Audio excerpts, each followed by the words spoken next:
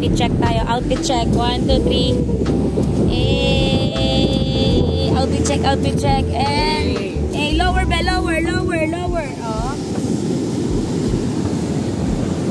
Ang taas. Bye! May hindi sumusunod sa ano. Hi guys, dito tayo ngayon sa may Ilocos. At wala lang, day 2. Hindi namin na-capturean yung ibang mga parang kitay ko po.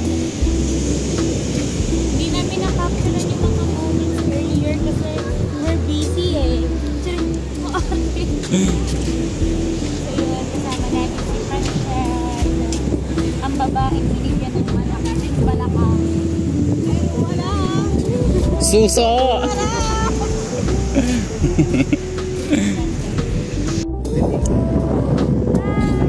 Kamusta naman ang experience ng ATV? Mamamatay! Mamamatay siya sa akin.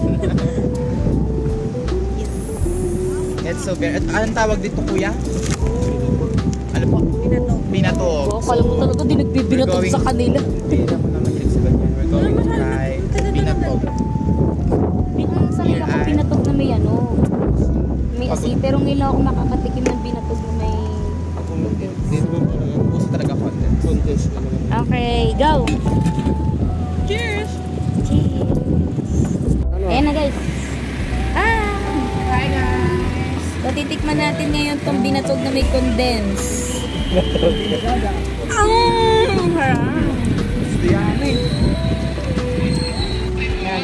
Sure na, sasakit ang tiyan namin. Mamaya taingin rashes. Bye. Hi guys, so hindi na kami nakapag-video kasi nalobat yung cellphone namin. Pero ang ginawa namin kanina, sumakay kami ng kabayo. Ba't may nakatulosan? Ay, Kabayo! Ay, ganoon. Ayan, Agod. Ayan. So pupunta na kami ngayon ng Bell Tower. And uuwi na sa accommodation. Tapos party-party na mamayang gabi.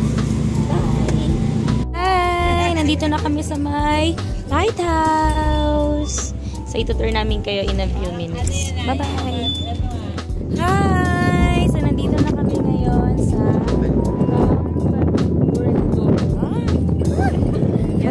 basta kampo yun. Kampo ng mga sundalo. Charing! Hindi ko alam. Basta yung mga ginamit nila dati. Ginamit nila pang baril. Oo.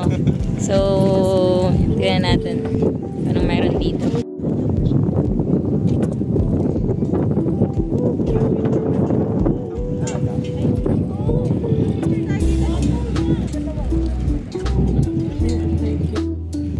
Tinamaan.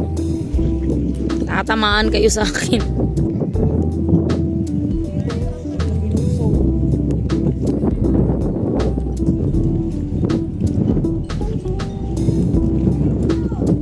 Tayo. Bye! Bye! Pagod na po kami. Hello! Ayan na. Gusto ko lang malaman kung anong nararamdaman nyo sa tour na to.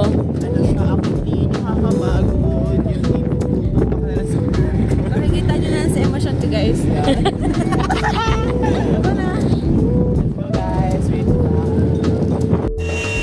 Hi guys, so it's already 8:30 I guess at nakauwi na din kami dito sa accommodation namin.